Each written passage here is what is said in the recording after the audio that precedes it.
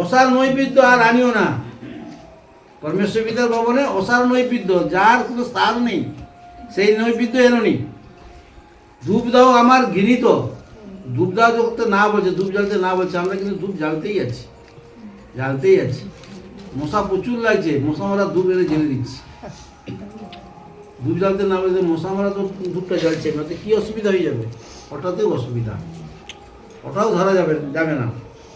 অমাবস্যা বিশ্রাম আর সবার ঘোষণা, আমি অধর্মবৃত্ত পর্বসভা সইতে পারি না। তাহলে আমরা অমাবস্যা পালন করি অনেকে, এখন অনেকে আছে ও অমাবস্যা আজকে ভাত খাবো নি, আজকে ডিম খাবো নি, এরকম করি তো।